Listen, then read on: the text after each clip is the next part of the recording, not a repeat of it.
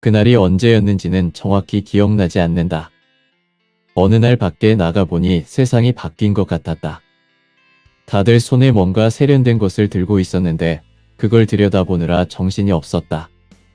나는 그렇게 아이폰을 만났다. 그리고 스티브 잡스가 궁금해졌다. 물론 잡스에 대해서는 전부터 잘 알고 있었다. 나는 일찍이 소크라테스와 점심 식사를 할 수 있다면 애플이 가진 모든 기술을 내놓겠다고 한 잡스의 말을 가슴에 품고서 독서와 사색을 거듭했었다. 그리고 잡스의 이 말이 미국의 피터 드러커와 유럽의 찰스 앤디로 대표되는 소크라테스식 경영법을 잡스식으로 표현한 것에 불과하다는 사실을 알아냈었다. 그러니까 나는 아이폰을 만나고, 아니 잡스를 교주처럼 신봉하고, 아이폰을 무슨 경전처럼 대하는 사람들을 보고 잡스가 진심으로 궁금해졌다. 그의 생각, 철학, 감성 등 모든 게 말이다. 나는 서점으로 가서 잡스와 애플에 대한 책을 모두 구매했다. 또 새 군대 도서관에 가서 잡스와 애플에 관한 책을 모두 대출했다. 아이폰은 구매하지 않았다. 삼류 기업에 불과했던 삼성을 지금의 삼성으로 만든 이건희는 이런 말을 한 적이 있다. 버스가 어떻게 만들어졌는지 모르고 탄다면 그것은 버스를 타는 것이 아니라 버스에 실리는 것이다. 나는 아이폰을 만든 사람들의 생각과 철학과 감성을 알고 싶었다. 아이폰은 그 뒤에 가져도 늦지 않을 것 같았다. 좋다. 이렇게 된 이상 내 마음속에서 잡스가 떠오르지 않을 때까지 잡스만 생각해보자. 그렇게 나는 잡스와 이상한 대결을 시작했는데 그때 문득 뇌리를 스친 질문이 있었다. 다들 스티브 잡스와 인문학을 이야기하는데 그럼 잡스가 이야기한 인문학은 도대체 무엇이지? 잡스는 죽음을 앞두고 무엇을 했을까? 아마도 앙병동 같은 곳에 천문학적인 기부를 하지 않았을까? 그리고 사랑하는 사람들과 의미 있는 시간을 보냈겠지. 이런 내 추측과 달리 잡스는 인공지능을 붙들고 있었다. 잡스는 2010년 4월에 무려 2조 2600억 원을 지불하고서 인공지능 스타트업 기업을 인수했다. 그리고 직접 아이폰 인공지능 프로젝트를 지휘, 시리를 개발했다. 잡스는 시리가 탑재된 아이폰사의 발표가 있던 다음날 세상을 떠났다. 그러니까 잡스는 사망하기 1년 6개월 전에 천문학적인 돈을 들여서 인공지능 스타트업 기업을 인수했고 직접 인공지능 프로젝트를 지휘했고 그 프로젝트가 완수된 다음 날 호흡을 멈추었다. 한마디로 잡스는 자신의 남은 생명을 모두 인공지능에 쏟아부었다. 만일 잡스가 생명을 불태우면서까지 인공지능에 집착하지 않았다면 어땠을까? 어쩌면 그는 좀 더 오래 살았을 것이다. 아니 어쩌면 지금도 살아있을지 모른다. 나는 여러 경로를 통해 잡스가 죽기 전에 했던 가장 중요한 일에 대해서 알게 되었고 온몸을 뒤흔드는 거대한 충격에 사로잡혔다. 도대체 잡스는 왜, 도대체 인공지능이 무엇이기에 하면서 말이다. 정부와 국회의 무지와 무능이 만든 인공지능 재앙은 고스란히 국민의 몫이 될 것이다. 혹시 로봇이 인간을 대체하는 비율이 세계 1위인 나라가 어디인지 아는가? 우리나라다. 세계로봇연맹이 발표한 보고서에 따르면 우리나라는 앞으로 인공지능 시대가 본격적으로 시작되면 우리나라는 인공지능이 인간을 대체하는 비율 세계 1위 국가가 될 가능성이 심히 높다. 이는 무엇을 의미하는가? 지금 이 글을 읽고 있는 당신이 인공지능으로 인해 직업을 잃을 가능성이 심히 높아진다는 것이다. 만일 그런 사태가 벌어지면 당신은, 당신의 가정은 어떻게 될까? 생각만 해도 끔찍하다. 더 끔찍한 사실이 있다. 당신이 여기에 대해 잘 모르고 있고 아무런 준비도 하고 있지 않다는 것이다. 대부분의 사람들은 어떻게 될까? 본문에서 자세히 이야기하겠지만 하루아침에 일자리를 잃고 빈곤층으로 전락하고 말 것이다. 그리고 남은 평생 동안 난민 수준의 삶을 살 것이다. 당신은 어떻게 할 것인가? 지금처럼 살다가 어느 날 당신보다 뛰어난 능력을 가진 인공지능에게 대체될 것인가? 아니면 지금부터 인공지능에게 대체되지 않는 인공지능의 주인이 되는 나를 만들어 나갈 것인가? 나는 당신이 후자를 선택하길 바란다. 미래의 당신 자신은 물론이고 당신에게 참 소중한 사람들을 지킬 수 있는 강한 존재가 되길 바란다. 당신이 인공지능에게 대체되지 않는 나를 만드는 길을 걷기 시작하면 당신 주변의 사람들도 그 길에 관심을 가질 것이다. 그리고 당신과 함께 그 길을 걷기 시작할 것이다. 그렇게 우리나라 사람들이 새로운 미래를 준비할 때 비로소 우리나라 앞에 인공지능 강국의 문이 활짝 열릴 것이다. 나는 이를 믿어 의심치 않는다. 하버드, 스탠퍼드, 예일 같은 대학들이 인공지능 때문에 강의를 폐지하기로 방향을 잡은 지 약 2년 뒤인 2014년의 일이다. 일론 머스크가 자녀들을 자퇴시켰다. 학교가 인공지능 시대에 맞는 교육 과정을 제공하지 못하고 있다는 게 이유였다. 일론 머스크는 자녀들을 왜 자퇴시켰던 걸까? 컴퓨터 산업 시대에 빌 게이츠, 스티브 잡스 같은 억만장자들이 탄생했듯이 앞으로 인공지능 시대가 본격적으로 열리면 조만장자들이 탄생하는데 실리콘밸리의 미래형 사립학교들은 인공지능의 주인이 되는 수준의 교육만 하고 있을 뿐 인공지능 산업의 1인자가 되는 교육, 즉 조만장자가 되는 법은 가르치지 못하고 있다고 판단했기 때문이다. 지금은 억만장자, 즉 1조 원대 부자 시대다. 이 시대의 특징은 전 세계 부의 50% 이상을 세계 상위 1% 부자가 독점하고 있다는 것이다. 조만장자, 즉 억만장자보다 1000배 많은 재산을 가진 사람들이 탄생하는 시대가 오면 어떻게 될까? 모르긴 해도 세계 상위 1%의 부자가 전 세계 부의 90% 이상을 차지할 것이다. 지금 시대의 인류 최고 부자들보다 1000배 많은 재산을 축적한 사람들이 나타난다는 건 대다수 인류의 재산이 그들에게 흡수된다는 것을 의미한다. 금융 전문가들은 앞으로 20년 내에 조만장자들이 탄생한다고 예측하고 있다. 한마디로 앞으로 20년 내에 대다수의 인류가 조만장자들에게 재산을 합법적으로 빼앗기고 빈민 또는 난민 수준의 삶을 살게 된다는 것이다. 일론 머스크는 5명의 아이들을 자퇴시키면서 자신이 세운 사립학교 에드 아스트라에 입학시켰다. 현재 이곳에는 31명의 아이들이 인공지능 시대의 최고 리더가 되기 위한 교육을 받고 있다고 한다. 이 학교에서 어떤 교육을 하고 있는지는 뒤에서 밝히겠다. 싱귤레리티 대학교의 교육 목표, 하버드 같은 세계 최고 대학들의 강의 폐지 정책. 일론 머스크의 에드 아스트라 학교 이야기를 통해 다음 4가지를 유추해 볼 수 있다. 1. 인공지능에게 대체되지 않는 인공지능의 주인이 되는 교육을 받은 사람은 인공지능의 주인이 될 수 있다. 2. 싱귤레리티 이후에 인공지능을 지배할 수 있는 교육을 받은 사람은 10억 명에게 영향을 미치는 존재가 될 수 있다. 3. 인공지능 시대의 조만장자가 되는 교육을 받은 사람은 인류 최초의 조만장자가 될 수 있다. 4. 아무런 교육도 받지 않은 사람은 앞으로 20년 내에 인공지능의 종이 되어 모든 재산을 합법적으로 빼앗기고 난민 수준의 삶을 살 수 있다. 당신은 어떻게 할 것인가? 새로운 시대에 맞게 스스로를 바꿔서 인공지능의 주인이 될 것인가? 아니면 지금처럼 살다가 인공지능의 종이 될 것인가? 인류의 미래 문명은 인공지능이 될 것이다. 내가 보기에 인공지능은 딥블루를 기점으로 과학의 한 분야에서 인류 미래 문명으로 거듭났다. 그리고 슈퍼비전을 기점으로 현대 인류 문명의 기초로 자리 잡았다. 아직도 인공지능을 무슨 공상과학 영화 정도로 생각하는 사람들은 인공지능이 현대 문명의 기초라는 내 말에 동의하지 못할 것이다. 하지만 조금만 공부해보면 인공지능이 이미 거의 모든 산업 분야에서 활용되고 있음을 알 수 있을 것이다. 한마디로 우리는 이미 인공지능이 없으면 무엇도 할 수 없는 시대를 살고 있다. 여태까지는 인공지능이 인류의 좋은 도구 역할을 충실히 수행했다. 인류에게 위협이 되지 않았다는 의미다. 허나 앞으로는 다르다. 인공지능과 인류의 격차가 인간과 동물의 격차 이상으로 벌어진다. 어쩌면 인간과 곤충 수준의 격차가 생길 수도 있다. 섬뜩한 사실은 늦어도 10년 뒤부터 인공지능이 인류를 초월하기 시작한다는 것이다. 그리고 인류의 역사는 인공지능이 주도하는 새로운 문명의 시대로 접어든다는 것이다.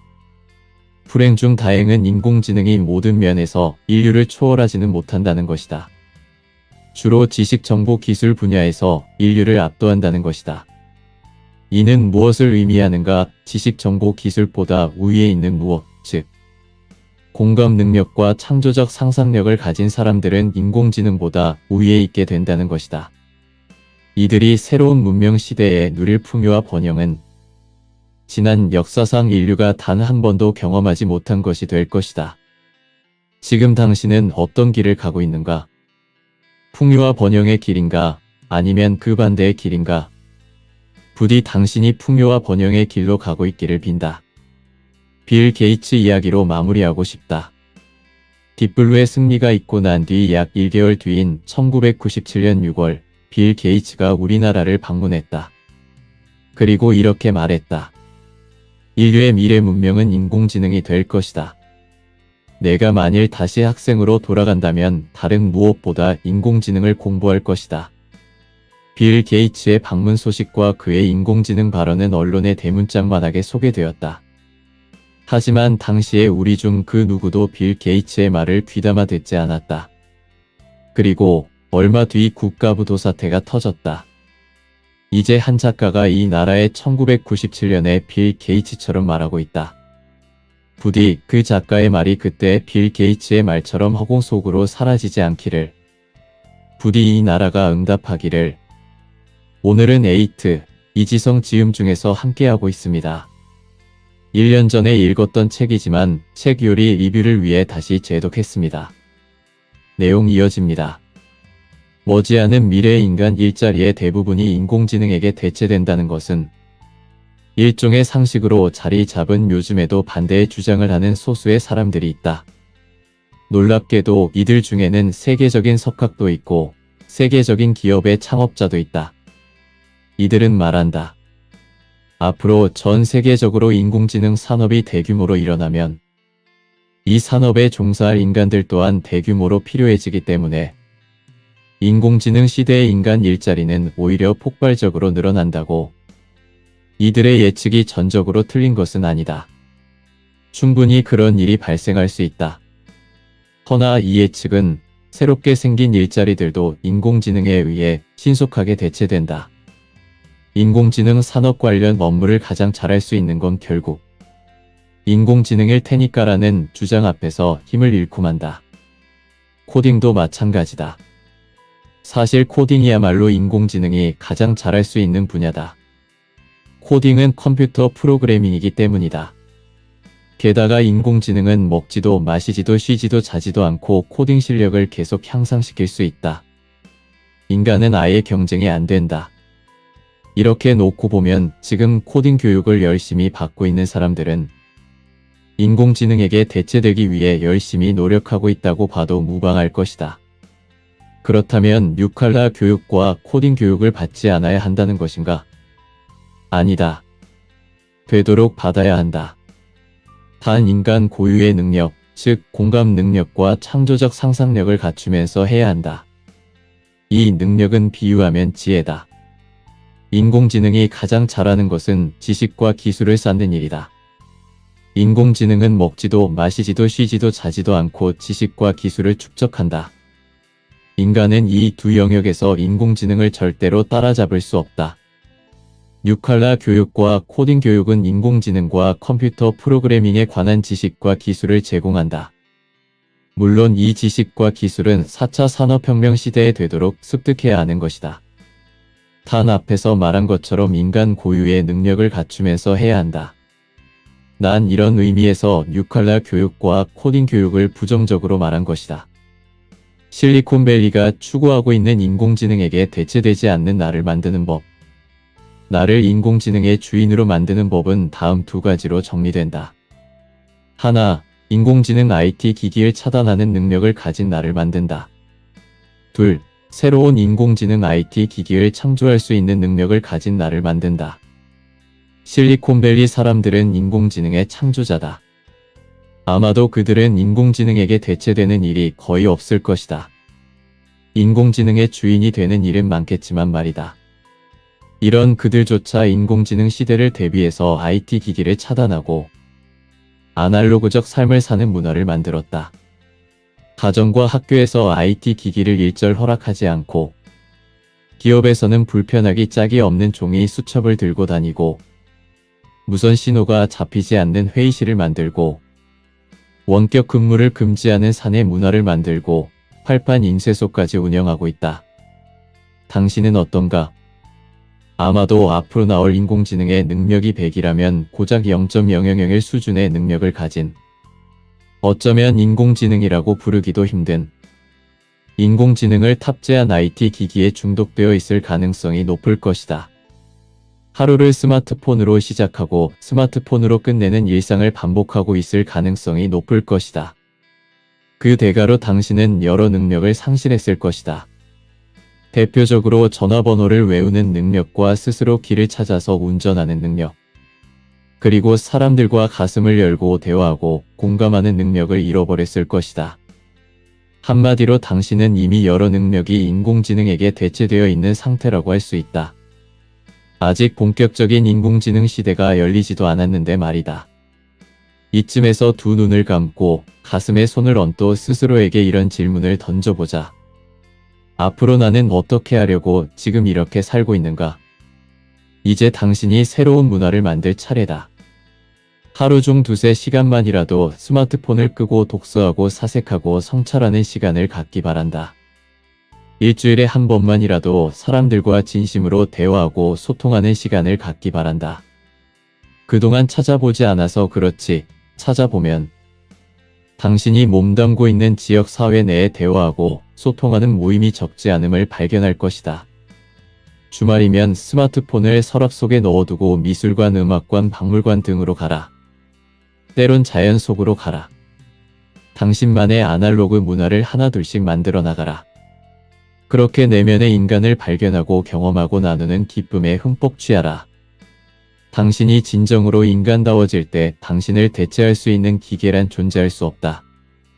한국인은 획일화된 가정에서 태어나서 공부 중심의 획일화된 가정 교육을 받다가 획일화된 학교에 들어가서 역시 공부 중심의 획일화된 학교 교육을 받는다. 그리고 획일화된 대학에 들어가서 학점과 취업 중심의 획일화된 교육을 받다가 획일화된 직장에 취직해서 일 중심의 획일화된 삶을 산다. 그렇게 한국인은 대한민국이라는 거대한 기계 구조 안에서 기계 아닌 기계로 살아간다. 그 결과 한국인은 레리 라이퍼 교수가 지적한 디자인 싱킹을 무용지물로 만드는 5가지 요소를 모두 갖추고 있다. 3차 산업혁명 시대까지는 기계처럼 살아도 괜찮았다. 아니, 오히려 기계처럼 살수록 학교와 사회에서 더 인정받았다. 하지만 알다시피 4차 산업혁명부터는 다르다. 지금 기계처럼 살아가는 사람들은 그들보다 더 나은 기계, 즉 인공지능에게 대체된다. 당신의 삶을 돌아보라. 꿈, 희망, 자유, 창의 개성, 믿음, 소망, 사랑. 당신은 당신을 가장 인간답게 만들어주는 가치들을 얼마나 추구하면서 살았는가? 아마도 추구한 적이 거의 없을 것이다. 아니, 추구할 시간이 거의 없었을 것이다. 학교 성적을 올리느라, 입시 공부를 하느라, 학점과 스펙을 쌓느라, 취직 준비를 하느라 말이다. 사회에 나와서는 어땠는가? 직장에서 살아남기 위해 학창시절은 비교도 할 수 없는 일중심적인 삶을 살았을 것이다. 그렇게 당신은 자의 반 타의 반으로 인간이기를 거부하고 기계의 삶을 살았다. 하지만 앞으로는 지금처럼 살면 안 된다.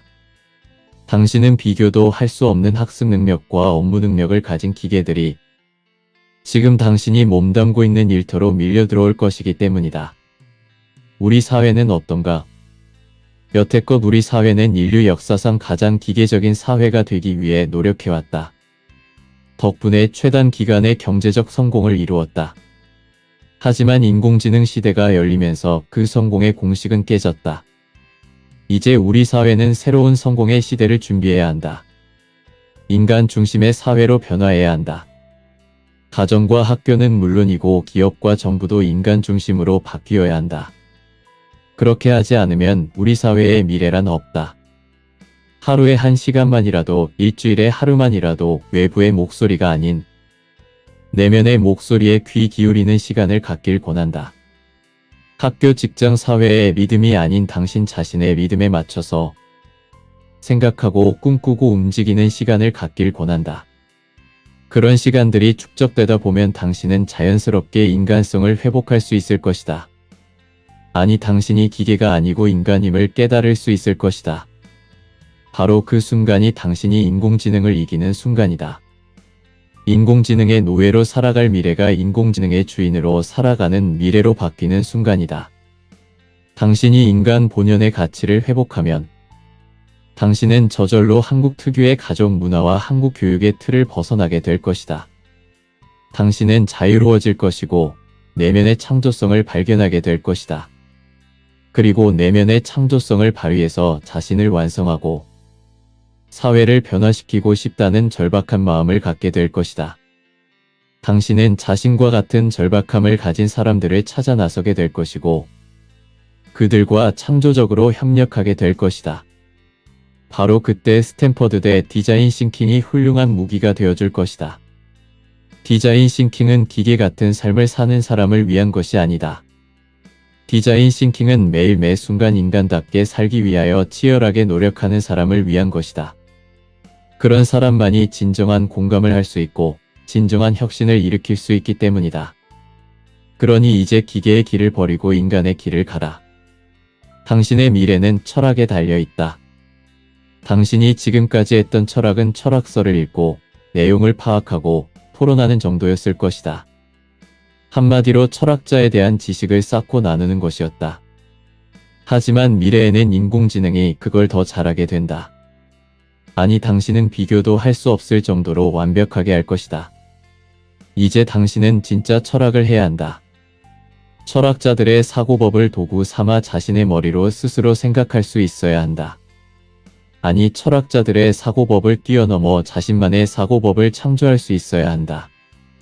당신의 내면에서 논리적으로 다듬어진 생각들을 설득력 있게 글로 쓸 수 있어야 하고 당신의 글을 사람들과 가슴으로 나눌 수 있어야 한다. 일본 정부가 150년 만에 단행한 인공지능 교육혁명의 핵심은 철학적인 문학적 사고, 능력을 길러주는 것이다. 이를 위해 선택한 교육법이 트리비움, 특히 수사학이다. 일본 정부는 이렇게 밝혔다. 새로운 생각을 하고 타인과 공감하는 능력은 자신의 생각을 글로 쓰고 다른 사람들과 나누는 교육을 통해서 길러진다. 앞으로 국가와 개인의 생존과 번영은 이 두 능력에 달렸기 때문에 절박한 심정으로 임하고 있다. 당신에게는 어떤 절박감이 있는가? 미래를 향한 절박감 말이다. 아직 절박감이 없다면 만들어라. 그리고 온 힘을 다해 미래를 바라보라. 인공지능이 대다수 인류를 지배하는 정해진 미래 말이다. 그 미래는 이미 당신 곁에 와 있다. 아직 널리 퍼지지 않았을 뿐이다. 철학하라. 오직 철학하라.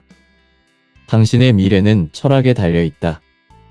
인공지능 로봇이 절대 할 수 없는 여행은 무엇일까? 문화인류학적 여행이다. 물론 인공지능 로봇도 다른 나라의 도시에서 오랫동안 머물 수는 있다. 하지만 그 도시의 사람들과 인격적인 교류를 할 수 없기에 현지 사회와 문화에 깊게 녹아들 수 없다. 그리고 이런 경험을 통해 자신이 태어나고 자란 사회의 문화와 현지 사회의 문화를 내면적으로 연결시키는 일도 할 수 없다. 이는 공감 능력과 창조적 상상력의 영역이기 때문이다. 세계적인 인공지능 기업이 문화인류학적 여행 경험을 한 인재를 뽑고 미네르바 스쿨 같은 인공지능 시대에 특화된 대학이 문화인류학적 여행을 핵심 교육 과정으로 삼고 인공지능 교육 프로젝트를 운영 중인 독일, 미국, 영국, 호주, 핀란드 등의 학교들이 문화인류학적 여행을 교육 과정으로 편성한 이유다. 당신에게 간절히 부탁하고 싶은 게 있다. 일생에 한 번은 문화인류학적 여행을 해보라. 여행자가 아닌 생활인으로, 이방인이 아닌 현지인으로 다른 나라에서 적게는 몇 달, 많게는 몇 년을 살아보라. 물론 대부분의 한국인들에게 이런 여행이 거의 불가능에 가깝다는 사실을 잘 알고 있다. 해외에서 여행자로 한 달 살기도 꿈같은 이야기인데 생활인으로 최소 몇 달을 살라니 나도 말해놓고 아차 싶었다. 어쩌다가 우리는 이토록 시간적 경제적 여유가 없는 사회에서 살게 되었는지 모르겠다. 하지만 전 세계적으로 놓고 보면 그래도 우리는 참 좋은 사회에서 살고 있다는 사실로 위안을 삼자. 우리나라는 세계에서 미국 다음으로 선교사를 많이 파송한 국가다. 아니 문화인류학적 측면에서 보면 미국을 압도하고도 남는다.